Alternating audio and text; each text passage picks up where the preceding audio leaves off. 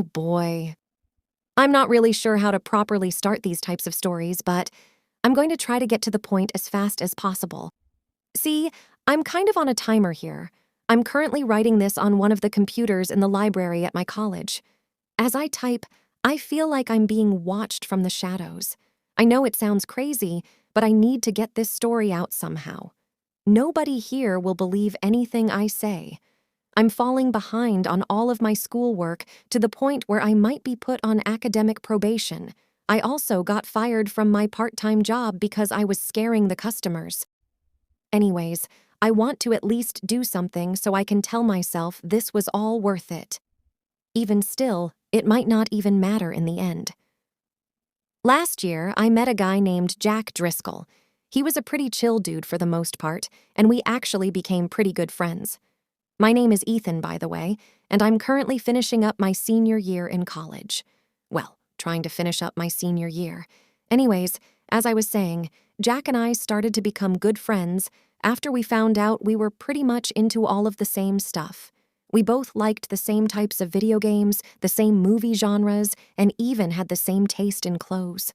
I had other friends, sure, but nobody that was interested in the same things I was.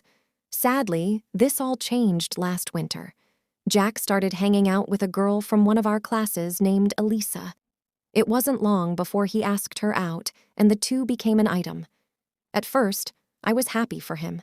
He never had the best luck with the ladies, so it was nice to see him with someone who genuinely liked him. We would all hang out from time to time, and she came off as a really nice girl. Hell, I was even found myself getting a little jealous. About a month into their relationship, I noticed things started to change. Jack would stop hanging out with his friends and spend more time with Elisa. At first, I figured this was normal. A lot of people will want to spend more time with their significant other, and there really isn't anything wrong with that. I'd still see him, and we'd play video games online together after class, so I didn't think too much of it. Then, things started to get weird. One morning, the two of us were waiting in line at the cafeteria. The food at our school wasn't the best, but it was fine for what it was. We got there a little late, so the line was on already pretty long, but nothing we weren't used to. Guess we should have got here earlier, huh? I laughed. Jack didn't say anything. Hey, buddy, you still asleep?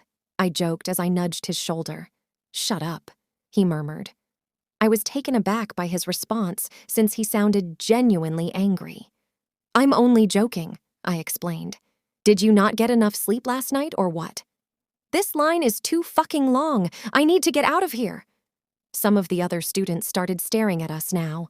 Jack realized this and turned around. You got a problem? He yelled at one of the girls behind us. The girl froze and grabbed her friend's hand. Dude, what the hell? Calm down, I yelled back. I had no idea why he was acting like this. It wasn't like him at all. Jack didn't say a word. Instead, he just turned towards the door and ran out of the building. After that incident, I didn't talk to him. I did try to get his attention in class for a while, but it was no use. After a few days, I stopped trying altogether. After a week, Jack stopped showing up to class. One night, I ran into Elisa in the hallway. I was done with classes for the day and was ready to head back to my apartment. Hey, Elisa, I said with a smile. Oh, hi, Ethan, she said, smiling back. For some reason, her smile sent a chill down my spine. Why did she seem so happy when her boyfriend was clearly not doing well?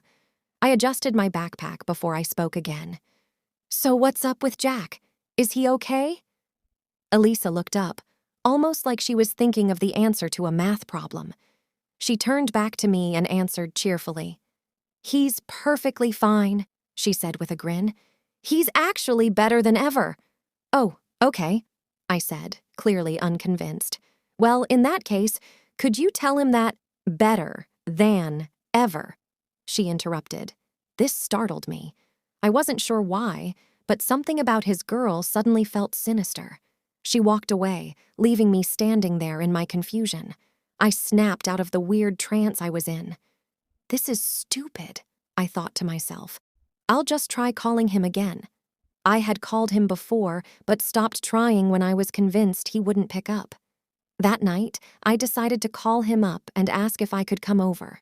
To my surprise, he answered immediately. "Yo," Jack answered. "Hey man, what's up?" I asked. "What do you want?" "Is everything okay with you? You've seemed off lately." Silence. "Hello? Are you home?" "Yay, what? I'm coming over." After Jack told me he was on his way, the call ended. I'm not going to lie. I was pretty scared. The tone of his voice sounded panicked, almost like he was trying to get out of whatever situation he was in. About 45 minutes after the phone call, I heard a knock at my door. "Hey," I said as I greeted Jack at the door. "What's up?" I tried to remain as calm as possible. It was obvious once I saw him that something was seriously wrong with the guy. "I don't know," he whispered as his eyes darted back and forth. "Are you alone?" I nodded my head and let the poor guy in. He sat down on the old couch I had set up in front of the TV. My roommates were out for the night, so I wasn't really worried about anyone coming back anytime soon. "Dude, what is going on with—" "Turn off the lights." I froze for a minute. "Jack, you're scaring me. What's—" "Turn off the lights. She can't find me." I did as I was told. This was turning out to be worse than I thought. "Are you talking about Elisa?" I asked, my voice trembling slightly. "Did she do something to you?" Jack didn't answer. I put my hand on his shoulder. "Dude, I want to help you, but there's nothing I can do if I don't know what's going on." Jack was violently tapping his fingers on his legs. He continued to stare at the ground as he answered me. "There's something wrong with her, man," he whimpered. "I think she's, like, part of a cult." I raised my eyebrows. I could tell he was scared, but this was a little much. Even still, she must have done something pretty messed up to him for Jack to think this way. "Why do you say that?" I asked. "Also, have you asked anyone for help? If she's scaring you that badly, you know you can go to the police, right?" "I can't." He jerked his head to face me, and I almost threw up. Jack was crying, but his tears were black. I thought I was seeing things at first since the lights were off, but he confirmed my suspicions with what he said next. "She did this to me. I don't know how, but I know it was her." He continued to cry, the black liquid staining the couch cushions like ink. "The other night, she caught me crying these gross fucking tears and said that I was ready. What the fuck is that supposed to mean?" I didn't know how to answer him. This was totally beyond my realm of understanding, and I knew there was nothing I could say that would give him any relief. "We'll figure something out," I said, after about a minute of total silence. "But we should call the police. You should also go to the hospital. Whatever is going on with your eyes can't be good and needs to be looked at." Jack wiped his face with the sleeve of his hoodie. "She can't find me," he said, calming down a little. "If she finds me, I'll—" Jack fell silent as we heard a soft knock at my front door. "Jackie, I know you're in there." It was a girl's voice. "It's time to go. They're waiting for us. Your friend can come too if he wants to." Jack sprung up from the couch, ran towards the back door, and disappeared into the woods behind my apartment.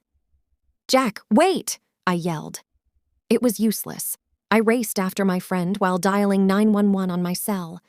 I told police what was happening, and they assured me officers would be on their way as soon as they could.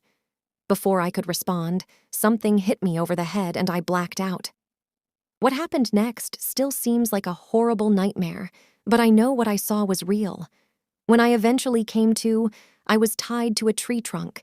There were several figures standing in a circle around another figure who was strapped to a chair. As my vision returned, I could see that each figure was wearing a long black robe and a blue mask. I focused on the figure in the chair. It was Jack.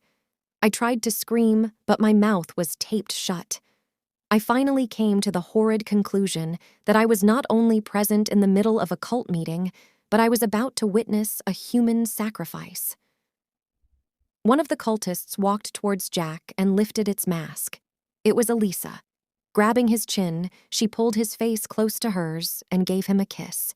He pulled back and began swearing at the girl. I didn't blame him. I had a couple of things I wanted to say myself, but couldn't due to my own restraints. Another, taller cultist began to read from an old-looking black book. As he read, a number of other cultists swarmed Jack like hungry vultures. One cultist taped his mouth shut while two held down his chair. I watched in horror as a fourth cultist pulled out a rusty-looking tool. The cultist plunged the tool into each of Jack's eyes, slowly tearing them out. The blood that rushed from his eye sockets appeared thick now, like tar. To finish it off, the cultist that had taken Jack's eyes fixed a blue mask to his face. He was still alive, but for how much longer I had no idea. As the one cultist kept reading from the book, the ground beneath Jack began to tremble. Black tendrils sprouted up like demonic weeds. Some of the tendrils wrapped around his waist, others his ankles, and one even plunged itself down his throat. I was beginning to pass out. Suddenly, I heard sirens in the distance. This caused the cultist who was reading to stop. "What are you doing, you idiot?" one of the other cultists screamed. "If you stop now, he'll—" The ground stopped shaking, and the tendrils retreated back to whatever hell they came from. Everyone went silent. The cultists all seemed to freeze and, for a moment, almost looked like statues. The silence was soon broken by faint, sinister laughter coming from Jack. "You made him mad," Jack hissed. These were the last words I ever heard my friend say. I watched him break free from his bonds like they were nothing. Jack charged each cultist, tearing them apart and splattering their entrails all over the frost-covered ground. My vision started to go, and the sounds of the screaming cultists seemed to fade into the distance. I only wish I had totally passed out before hearing that horrible crunching. The sound of bones breaking and organs being devoured. My former friend was eating his captors, and I was sure I would be next. I woke up to a police officer shining a light in my face. "He's up! Quick! We need a paramedic over here!" I sat up and looked around. "I'm alive?" I mumbled, still in a haze. "I know you just went through some shit, kid, but is there anything you can tell us about what happened?" the officer asked. "Leave him alone," another officer ordered. "We can question him after we get him out of this hellhole. The kid's got a massive cut on his side." "Right. Sorry, kid." I looked down and noticed my shirt was soaked in my own blood. I couldn't feel anything due to my current state, but it looked bad. I didn't speak the entire way to the hospital. I didn't know what to say. Things got even worse when the doctor told me that while I would survive, I was missing one of my kidneys. It's been a little over a year now since this all went down. Everyone has already heard about it on the news, and the school came under some heavy fire for not noticing something this big happening near their campus. Jack Driscoll is still missing and is currently responsible for the murders of 10 students and the attempted murder of 1. I've gone on for long enough at this point. I guess I just really needed to get it all out somehow. I still don't know what the cult was for, why it was formed, or what it was trying to summon. Obviously, nobody will look into this further because it sounds too ridiculous, but I'm hoping someone reading this will. If not, then I guess just be careful. You can't trust everyone after all.